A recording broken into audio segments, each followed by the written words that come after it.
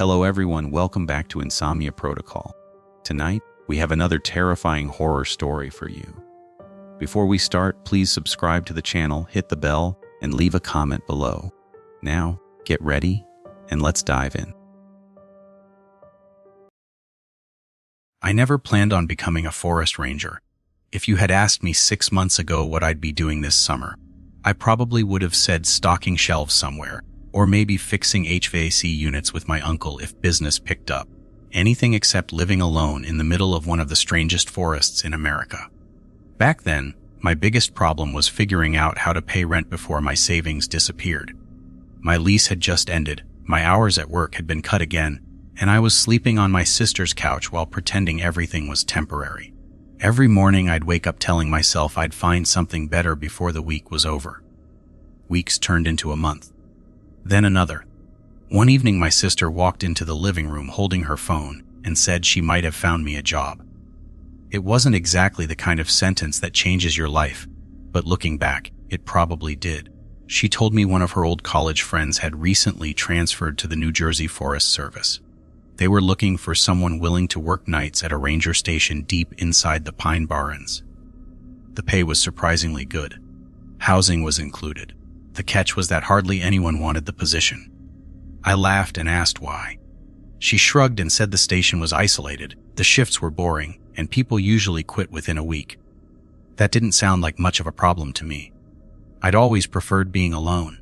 I spent weekends hiking whenever I could, and the idea of getting paid to watch over a forest honestly sounded better than dealing with angry customers 8 hours a day. My sister's friend called me that same night. His name was Daniel. He sounded friendly enough, but there was something strange about the way he kept pausing before answering certain questions. I asked why the previous ranger had left. He said he transferred. I asked where. He said he didn't know. I asked how long the position had been open. He went quiet for several seconds before saying, longer than it should have been. Before hanging up, he told me there was only one thing I needed to remember. Listen carefully to everything Howard tells you. Don't assume the old guy is messing with you. I thought he was joking. I even laughed before ending the call. He didn't laugh back. I told myself he was probably just trying to make the job sound more interesting. People love exaggerating isolated places. Every small town has its own ghost story. Every old building has rumors that grow a little more dramatic every year, and every guy who's worked somewhere long enough eventually convinces himself there's something unusual about the place. I figured this was no different. Besides, I needed the paycheck far more than I needed another reason to stay unemployed. 2 mornings later, I packed everything I owned into the back of my old Ford Ranger, grabbed a gas station coffee that tasted like burned plastic, and started driving towards southern New Jersey. The closer I got to Pine Barrens, the quieter everything became. The highways turned into narrow county roads. The towns became smaller. The traffic slowly disappeared until I realized I hadn't passed another car for almost 15 minutes. Eventually, my GPS lost signal for the first time. I restarted my phone twice before giving up and following the printed directions Daniel had texted me the night before. It felt strange relying on paper directions in 2025, but apparently cell service wasn't exactly reliable where I was going. After another half hour, the pavement ended and turned into pale sand packed hard by years of truck tires. Pine trees stretched endlessly in every direction. They weren't the kind of forests I'd grown up hiking through. These trees were shorter, thinner, almost identical to one another, making everything outside the windshield look like a repeating pattern that never ended. I remember glancing at the gas gauge and realizing I hadn't seen a gas station in over 40 miles. That was probably the first moment I wondered if taking this job had been a mistake. Then I laughed at myself. People worked out here every day. Forest rangers weren't disappearing into another dimension. They checked trails, watched for fires, helped lost hikers, filled out paperwork, then went home like everyone else. I kept repeating that to myself until I finally spotted an old wooden sign almost hidden beneath overgrown branches. Ranger Station 12, 1 mile. The last mile somehow felt longer than the previous 100. The road narrowed even more until branches occasionally scraped both sides of my truck. There were no power lines anymore, no houses, no mailboxes, nothing except trees and silence. When the station finally came into view, I almost drove past it because it looked more like an abandoned hunting cabin than a government building. It was a weathered, two-story wooden structure sitting in the middle of a clearing with a gravel parking area barely large enough for 4 vehicles. Behind it stood an old steel fire tower rising above the treetops. A faded American flag hung motionless beside the front porch, even though I could hear wind moving through the forest. That was the first thing that felt slightly off. The trees were swaying, but the flag wasn't moving at all. I told myself it was caught on something. I parked, grabbed my backpack, and walked toward the front steps. Before I could knock, the front door opened. The man standing there looked older than I expected, probably somewhere in his early 60s, thin enough that his uniform hung loosely from his shoulders. Gray stubble covered most of his face, and deep lines surrounded eyes that looked permanently tired. "You must be Ethan," he said. I nodded. "Howard," he replied, offering his hand. His grip was firm, but cold enough that I noticed it immediately. "Long drive." I said it wasn't too bad. He looked past me toward the empty road as though making sure no one else had followed. Then he stepped aside and invited me in. The inside smelled like old pine wood coffee and dusty books. It wasn't unpleasant, just old. Every wall seemed covered with maps, weather charts, radios, shelves full of binders, emergency equipment, and photographs of firefighters standing beside burned sections of forest from decades earlier. One picture caught my attention. 6 rangers standing together on the porch, outside the very station I had just entered. I counted them twice before realizing someone had scratched one face completely out of the photograph with something sharp. I asked what happened to the picture. Howard looked at it for a second before answering. "Old damage. Probably happened years ago." Something about the way he answered made it obvious he didn't want to continue the conversation. Instead, he showed me the kitchen, the storage room, the backup generator, the weather instruments outside, then finally the second floor where I'd be sleeping. The room was simple. A single bed, a wooden dresser, a desk facing one window, and a bookshelf holding several novels left behind by previous rangers. Everything looked clean, but strangely untouched, almost like nobody had actually lived there in months. I set my backpack on the bed and asked how many people usually work this station. "During the day, sometimes 2, he answered. "Nights, just you." "Always just 1. I asked why. He looked out the window toward the trees before saying, "Because 1 is enough." I smiled. Assuming he was joking again, he didn't smile back. He led me back downstairs without saying another word. The silence inside the station felt different from the silence outside. The forest at least had wind moving through the trees and the occasional sound of birds somewhere in the distance. Inside the station, I could hear every floorboard creak beneath our boots, every faint hum coming from the old refrigerator in the kitchen, every soft click from the weather instruments mounted beside the office window. It felt like the building itself was listening. Howard stopped in front of a heavy wooden desk that looked older than the rest of the furniture. Sitting on top were several logbooks, an old desktop computer, a weather radio, and a handheld radio charger with one unit already resting inside. He slid the radio toward me. "This stays with you during every shift. Don't leave it upstairs, don't leave it in the truck, don't leave it charging somewhere you can't reach it." I picked it up and clipped it onto my belt without thinking much about it. He nodded once, then opened the top drawer of the desk and removed a laminated sheet folded neatly in half. I recognized it immediately from what Daniel had mentioned on the phone. This was the part he had paused before talking about. Howard unfolded the paper carefully and laid it flat on the desk between us. There were only 7 rules printed in simple black letters. No explanation, no official logo, nothing that made it look like government paperwork. Just 7 sentences. He waited while I read every one of them from top to bottom. When I finished, I looked back at him expecting at least a smile. There wasn't one. "Are these supposed to be jokes for the new guy?" I asked. "No." "Training exercise?" "No." "Local superstition?" "No." "Then what are they?" He stared at me for several seconds before answering. "They're the reason I'm retiring 5 years earlier than I planned." I laughed quietly because I honestly didn't know what else to do. He still didn't react. "Listen carefully, Ethan. Every person who has worked nights here has asked me the same question.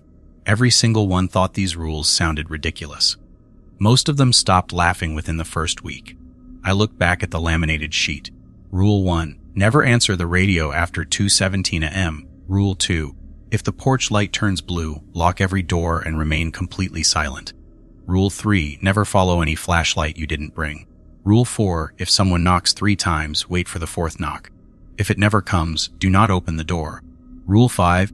If you hear someone in the forest, call your full name and your nickname, but you can't see anyone, run back to the station immediately and lock the door. Rule 6. If the wall map changes, burn it immediately.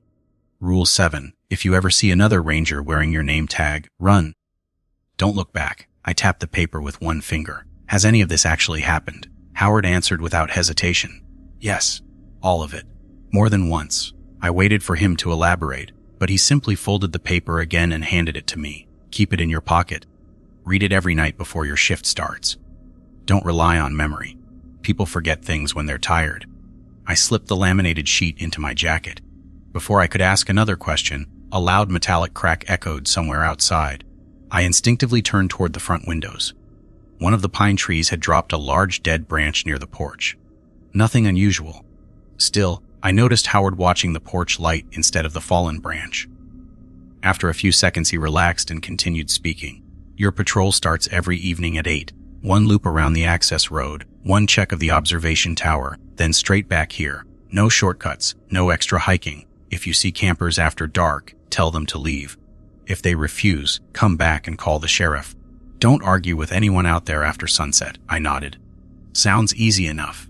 He looked directly at me. It's easy until it isn't. The rest of the afternoon passed quietly. He showed me how to record wind speed, humidity, and temperature every hour.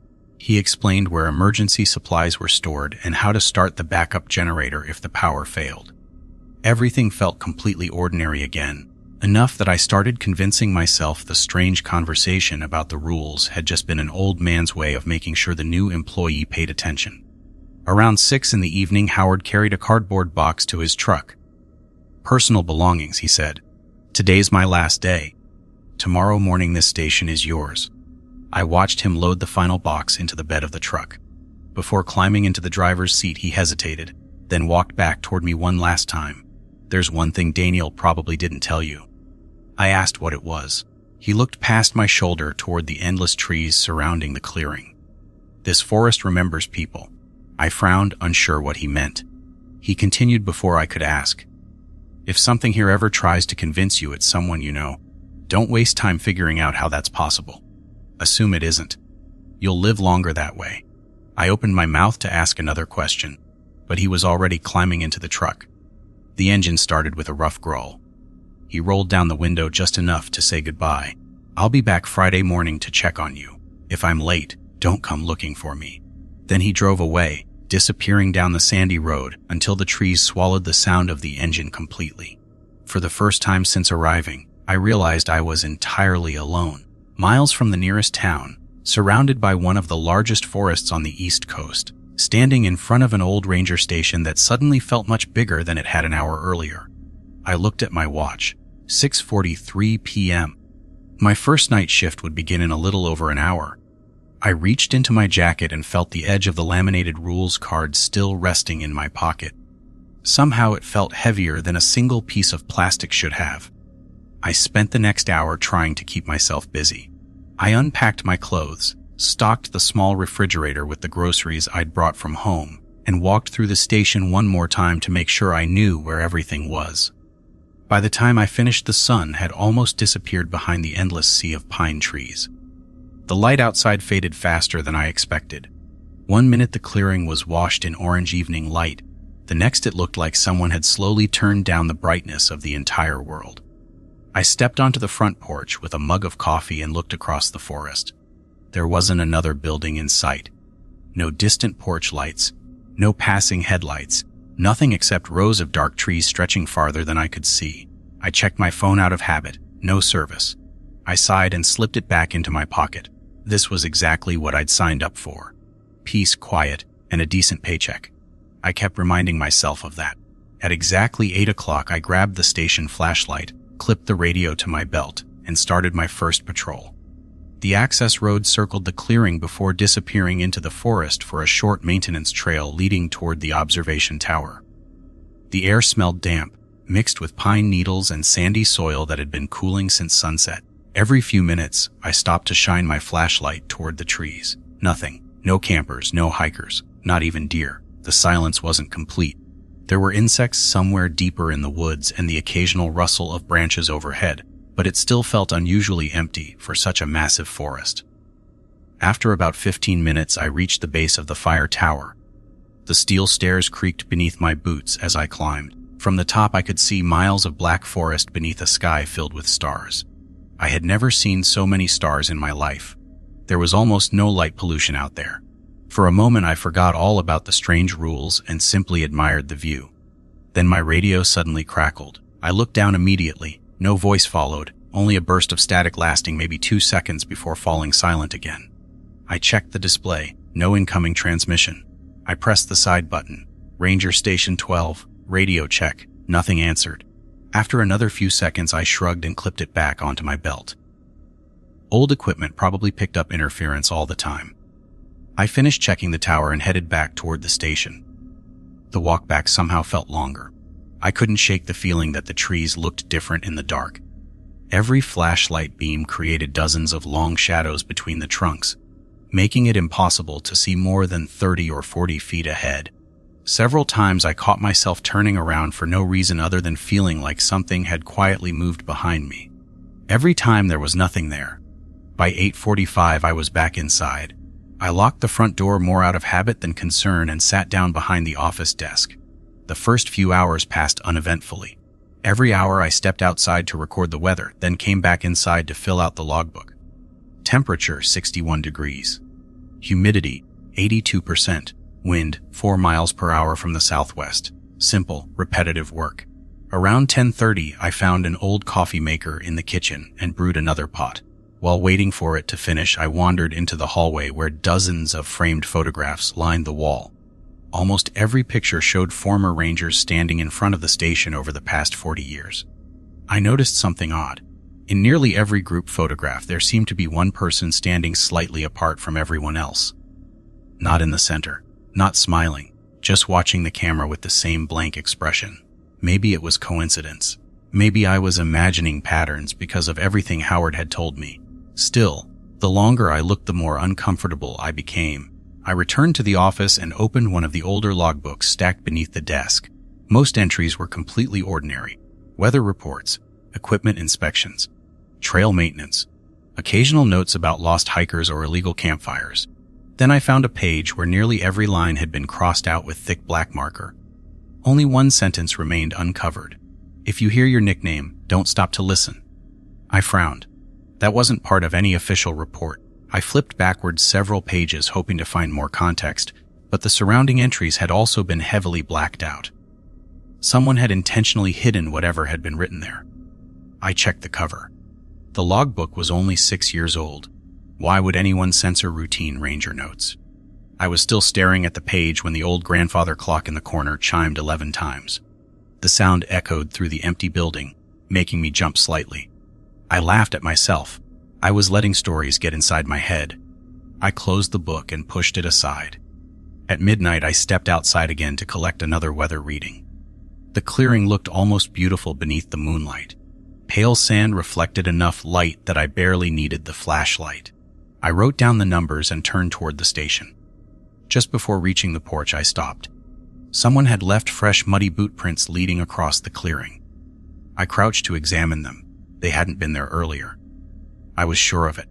They came out of the tree line on the eastern side of the clearing, crossed directly in front of the porch steps, then continued toward the western side of the forest.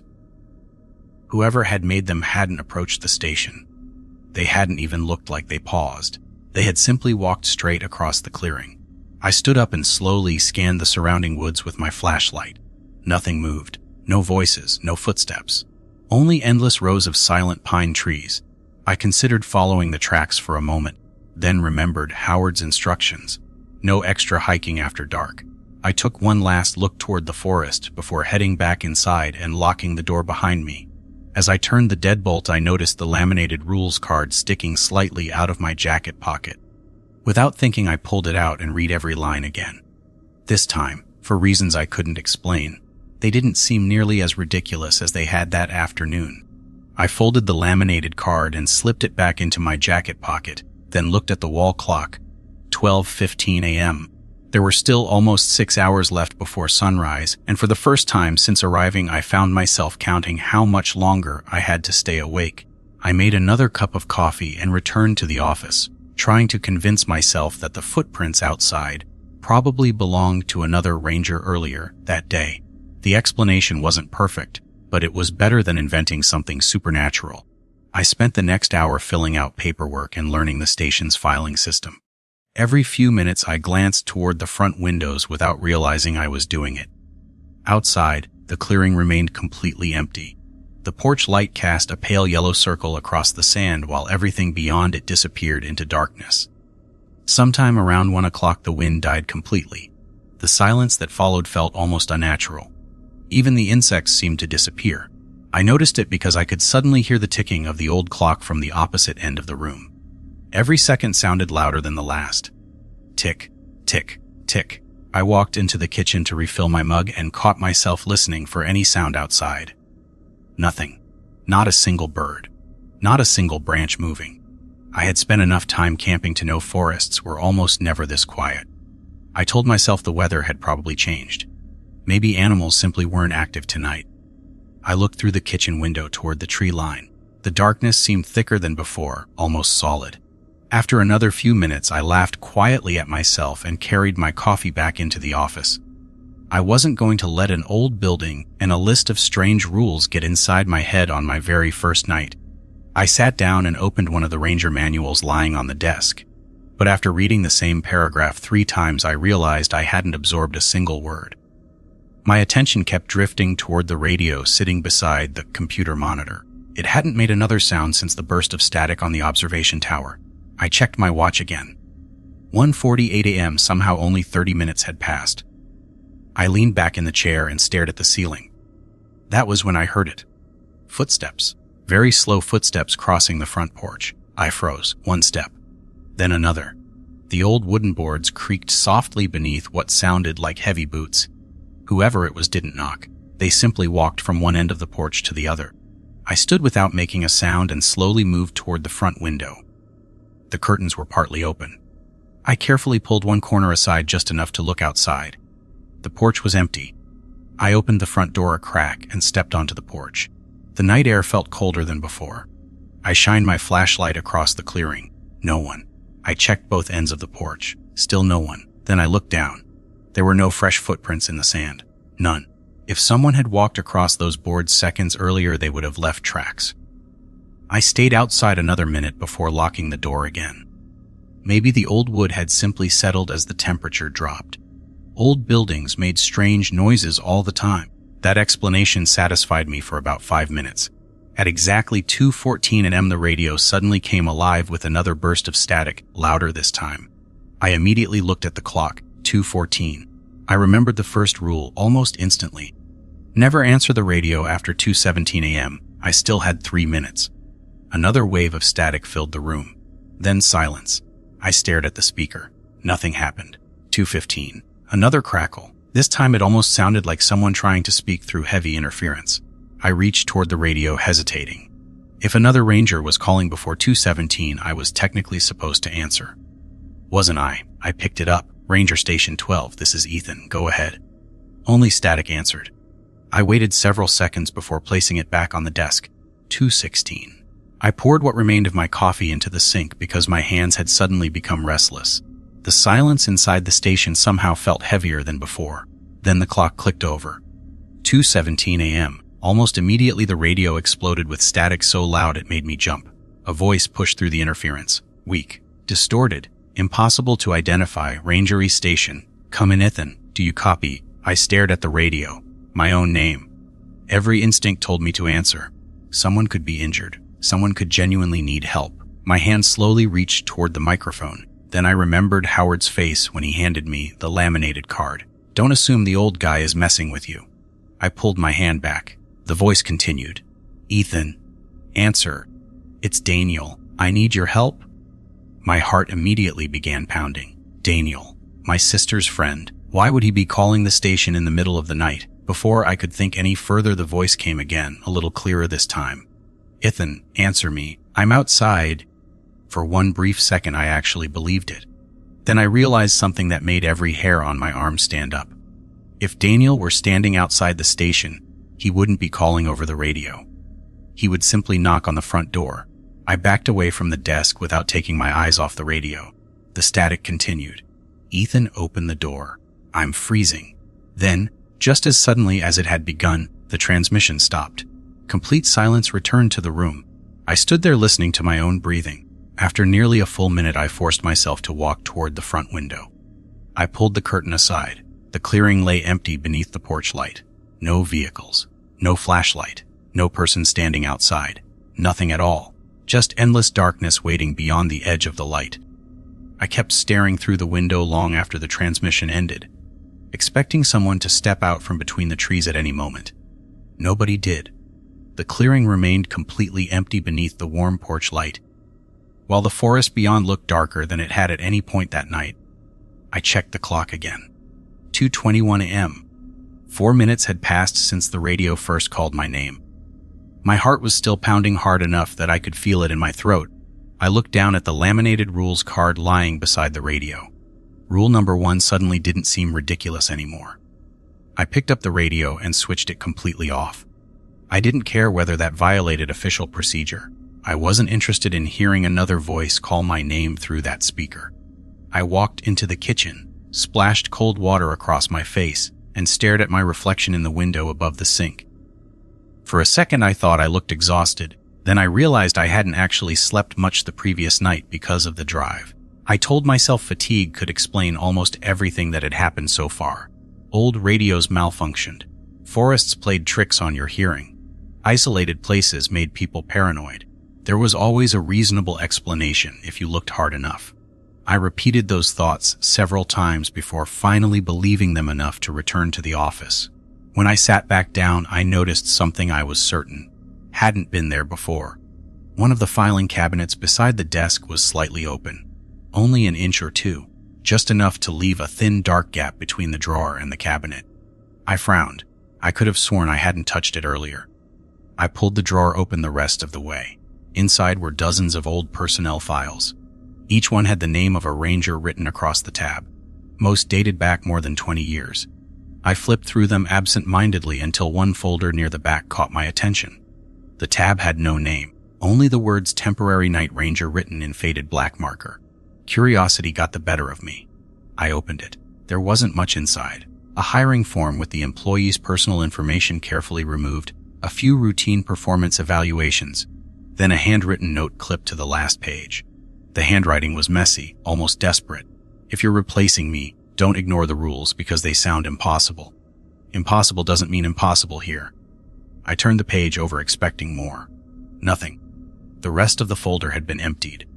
I checked the cover again, hoping to find the ranger's name somewhere. Every identifying detail had been cut away with scissors. That made no sense. Government records weren't supposed to look like this. Before I could keep searching, something heavy struck the outside wall of the station. Bang! I nearly dropped the folder. The sound came from somewhere near the back of the building. I stood perfectly still, listening. Nothing followed. After several seconds, I slowly reached for the flashlight leaning beside the desk. I wasn't planning on going outside. I only wanted to look through the rear window. I crossed the hallway quietly and pulled aside the curtain overlooking the back clearing. The beam from the security floodlight illuminated the generator shed, several stacks of firewood, and the beginning of another narrow trail disappearing into the trees. Everything looked normal. Then I noticed the woods themselves. Every branch was perfectly still. There wasn't enough wind to move a single leaf. Yet hanging from one of the lower branches about 50 yards away was a flashlight. It wasn't lying on the ground. It wasn't attached to anyone. It simply hung there, suspended in the darkness between two trees. Before I could process what I was seeing, the flashlight clicked on. A narrow white beam pointed directly toward the station. I felt every muscle in my body tense. Someone was out there. I instinctively reached for the doorknob before freezing halfway through the motion. Rule number 3. Never follow any flashlight you didn't bring. I slowly let go of the handle. The beam remained completely motionless for nearly 30 seconds. Then it moved once, slowly from left to right, almost like whoever held it was trying to get my attention. I stood behind the curtain without moving. After another minute, the light blinked twice, then 3 times, then disappeared. Not switched off, disappeared. One moment it was there between the trees, the next there was only darkness. I waited another 5 minutes before forcing myself away from the window. My breathing had become shallow without me realizing it. I returned to the office and immediately wrote everything down in the station logbook, even though I knew nobody would probably believe what I had seen. While writing, I noticed my hand shaking badly enough that my letters looked uneven across the page. I closed the logbook and leaned back in the chair. This place wasn't just strange. Something was happening here that everyone before me already knew about. That explained the rules. That explained Howard's face. That explained why nobody stayed very long. The question that wouldn't leave my mind was much worse. If everyone knew these things happened, why was this station still open? Who decided someone always had to work here alone? I looked toward the eastern windows as the first faint gray light of dawn finally began pushing through the trees. Sunrise was still almost an hour away, but for the first time all night, I felt something close to relief. Whatever lived beyond the edge of those trees seemed to lose confidence as morning approached. I only hoped it would stay that way the following night. I slept longer than I meant to. When I finally opened my eyes, the clock beside the bed read 3:20 in the afternoon. Sunlight poured through the bedroom window, making it almost impossible to believe anything strange had happened only a few hours earlier.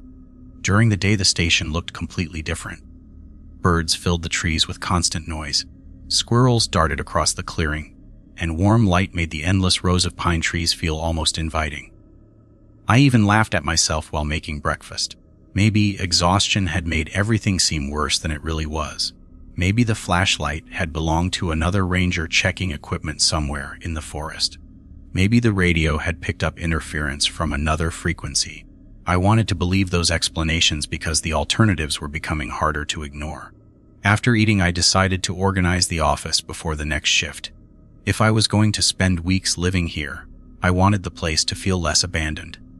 I dusted shelves, sorted old reports, and stacked several years of weather records into neat piles. While moving a filing cabinet away from the wall, I noticed something wedged underneath one of its legs. It was another laminated card, almost identical to the one in my pocket, except this one had faded badly with age.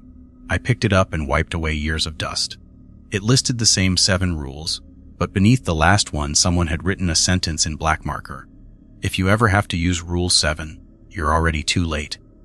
I stared at those words for several seconds. The handwriting didn't match the printed text. Someone had added that warning later. I turned the card over hoping there would be more information, but the back was blank. Before I could think about it any longer, the station phone rang. The sudden sound made me jump. I answered on the second ring. Ranger Station 12, Ethan speaking. A cheerful female voice introduced herself as Mary from the regional office. She was calling to make sure I'd settled in after my first night. I almost told her everything. The radio, the footprints, the flashlight in the trees. Instead, I asked a different question. How many ranger stations are there in Pine Barrens? She answered immediately. 12 active stations. I looked around the office. Then why does this place feel like nobody ever comes here? She laughed softly. Because nobody wants night duty at Station 12. Before I could ask why, she changed the subject and reminded me to send the weekly weather reports on Friday morning. When the call ended, I realized she had avoided my question entirely. Around 6:30, I stepped outside to inspect the clearing before beginning another shift. I walked over to where I'd seen the muddy footprints during the night. Daylight made everything easier to examine. The sand was smooth except for my own boot prints from earlier that morning. Whatever tracks I'd seen had completely disappeared. Rain hadn't fallen. Nobody had driven through the clearing. It was as if the forest itself had erased them. I checked the tree line where the footprints had first appeared.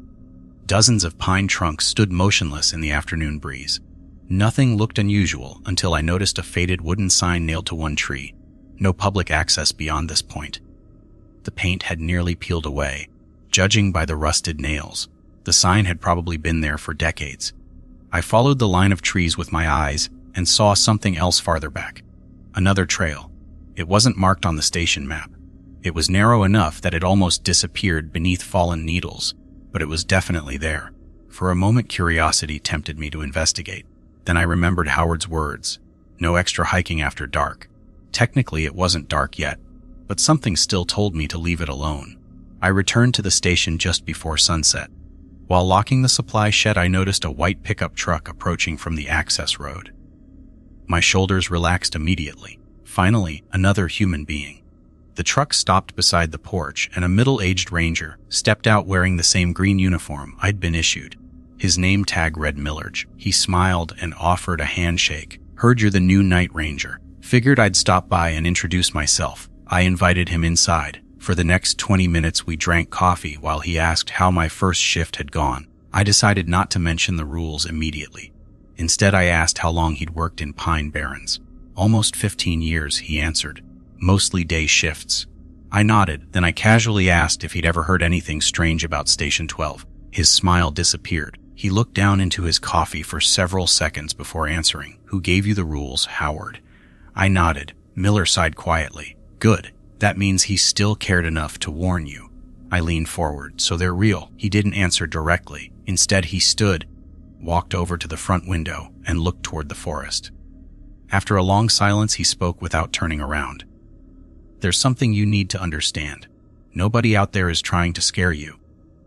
Whatever's in those woods wants something much simpler than that. It wants you to make one mistake. Just one." He set his empty mug in the sink and headed for the door. Before leaving, he stopped on the porch and looked back at me.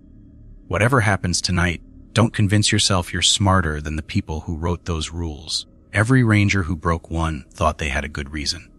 None of them stayed here much longer." Then he climbed into his truck and drove away, leaving me alone once again as the last light faded behind the trees. I checked my watch. 7:58 p.m. My second night shift was about to begin, and for reasons I couldn't explain, I had the uncomfortable feeling that the forest already knew I was still here.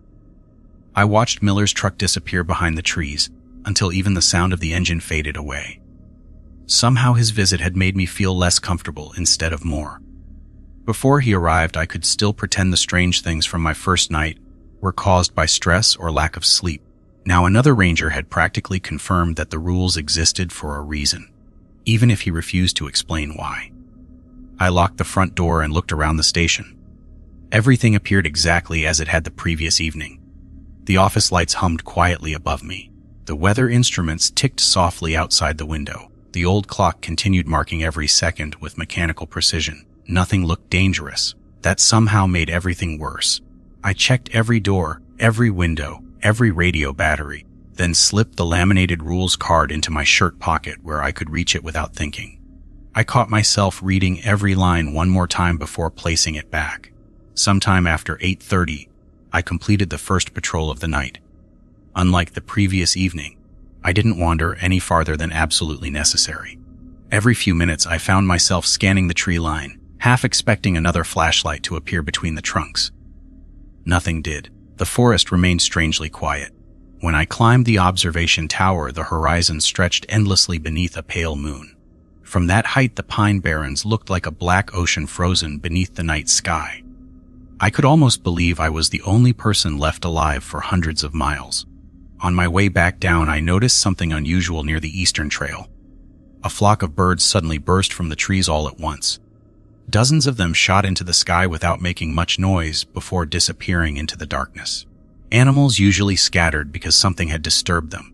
I stood on the last platform of the tower listening carefully. Several seconds passed, then I heard it, a whistle. Soft, distant, almost playful. One short note carried through the trees before fading away. I immediately remembered Rule 5 mentioning the forest calling my name, but this wasn't my name, just a whistle. I stayed completely still. Another whistle came, this time from farther to my left, then another somewhere behind me. It sounded impossible, almost as if whoever was making the noise was moving through the woods far faster than any person could. I climbed down the remaining stairs as calmly as I could and started walking back toward the station without rushing. Don't panic, I told myself. It could be another ranger. Maybe someone signaling through the forest. Then I remembered Miller had already left. According to the schedule, there shouldn't have been anyone else working anywhere near Station 12 tonight. I picked up my pace slightly. The station porch was now clearly visible through the trees. Another whistle echoed behind me, closer. I kept walking. Then I heard it. Ethan. My entire body locked in place for less than a second. The voice had come from somewhere behind the trees to my right. Calm, almost friendly Ethan. I didn't turn around. Maybe someone really was out there. Maybe another ranger had gotten lost. Then the voice spoke again. Ethan. Followed immediately by the nickname only my family ever used. Nobody at the station had called me that. Not Howard. Not Miller. Not Daniel. Only my parents and my sister. Every hair on the back of my neck stood up. Rule 5 flashed through my mind with terrifying clarity. If you hear someone call your full name and your nickname, but you can't see anyone, run back to the station immediately and lock the door. I didn't hesitate another second. I ran. Sand kicked up beneath my boots as I sprinted toward the clearing. Behind me the voice called again, Ethan. Wait. I know you can hear me. It sounded almost amused now. Then another voice joined it. This one sounded exactly like my sister. Ethan. Stop running. I need your help.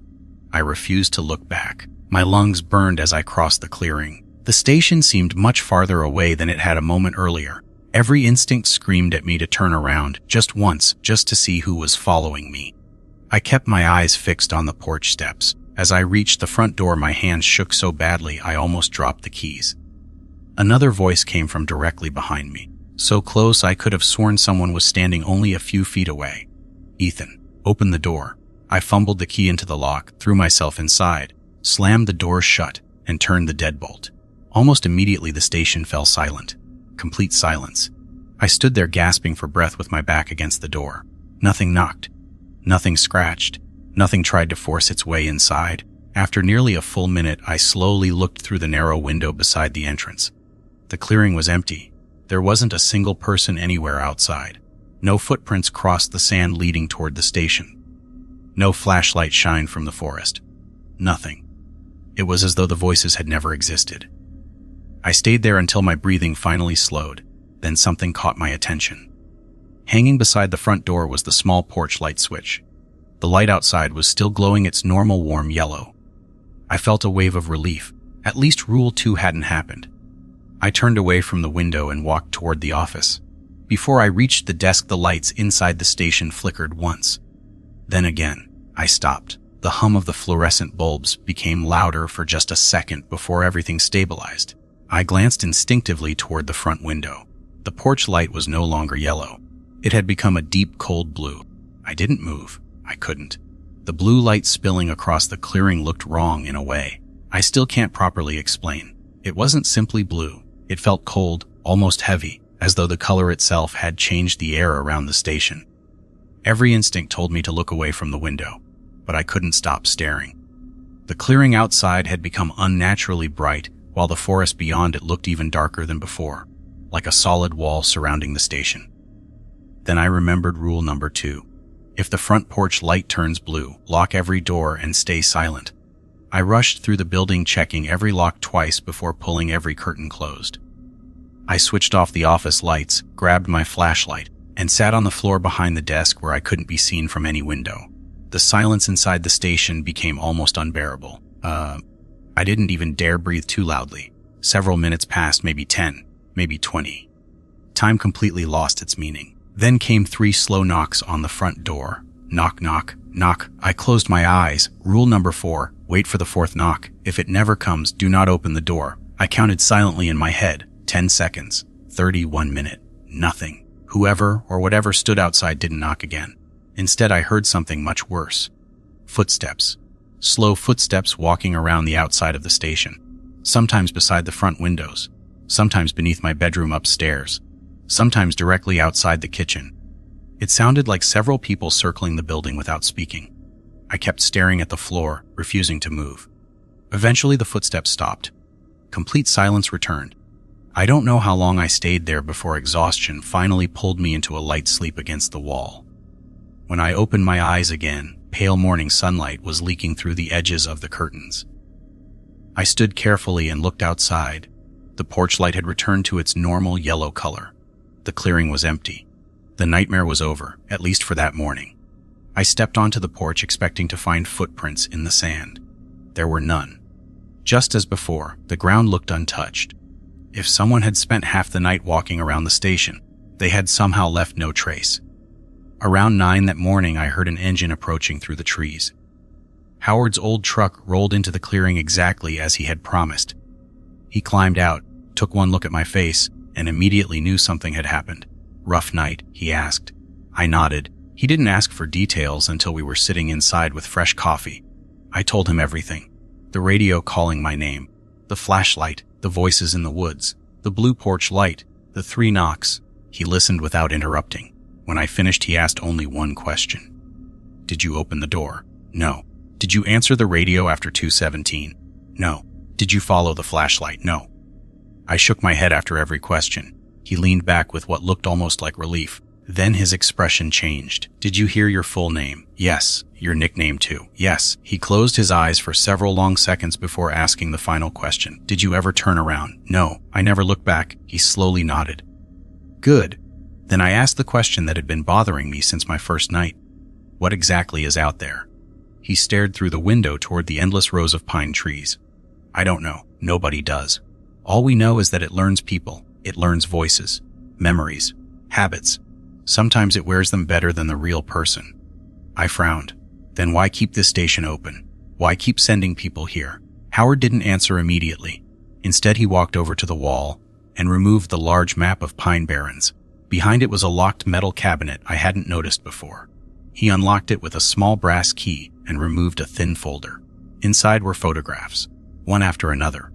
Every picture showed a different ranger standing outside Station 12. Each photograph had a date written on the back. 1998, 2003, 2011, 2018. Some of the faces looked barely older than I was. Where are they now? I asked quietly. Howard looked down at the photographs. Most people say they transferred. Some say they resigned. Officially, nobody knows. Then he handed me the final photograph. My stomach dropped. It had been taken only a few years earlier. Standing beside the station was a ranger about my age. He looked almost identical to me from a distance. Same height, same build, same dark hair. The only obvious difference was the name tag on his chest. Ethan Collins. I stared at it in disbelief. That's impossible. That's my name. Howard nodded slowly. No, that's the ranger before you. I looked at the date again. It was 6 years old. That's impossible, I repeated. I've never worked here before. Howard sighed. Every ranger who stays long enough eventually says the same thing. I looked back at the photograph. The face suddenly didn't resemble mine anymore. Maybe I had imagined it. Maybe lack of sleep was finally catching up with me. Then Howard spoke again. Rule 7 isn't there to save you. I looked up. It's there to save everyone else. I felt a chill run through my body. What does that mean? He didn't answer. Instead, he asked me to help carry a few boxes out to his truck. While lifting one of them, I happened to catch my reflection in the driver's side window. For a split second, I froze. There were 2 name tags on my uniform. One sat exactly where I had clipped mine the day before. The other rested slightly above it. Old, scratched, weathered by years of use. I blinked. Only one remained. I reached down and touched my chest. Just one tag, Ethan Collins. My breathing became shallow. Did you see something? Howard asked. I slowly looked toward him. He had already seen the fear in my face. I'm sorry, son, he said quietly. I never liked bringing new people here. I wanted to ask him what he meant, but the words refused to come out. We loaded the last box into his truck. Before leaving, he handed me the laminated rules card once more. Keep it, you'll need it. I watched him drive away until the trees swallowed the truck completely. I stood alone in the clearing, holding the faded plastic card in one hand. The forest was quiet again. Peaceful, ordinary, almost inviting. A week later, I resigned and left Station 12 for good. At least that's what everyone believes. My sister says I moved back north. Daniel tells people I found a better job. The Forest Service records show that I completed my temporary assignment without incident. Officially, nothing unusual ever happened in Pine Barrens. But every now and then, usually just before sunrise, a new ranger working the night shift at Station 12 swears he sees someone standing silently between the trees, too far away to recognize, wearing an old ranger uniform, wearing a name tag that catches the first light of morning. If they look closely enough, they can almost read the name, Ethan Collins. And somewhere inside the station, waiting for the next replacement, rests a laminated card with 7 simple rules. Because whatever lives in Pine Barrens never leaves. It only waits for the next person who thinks a quiet job in the middle of the forest sounds like the opportunity of a lifetime.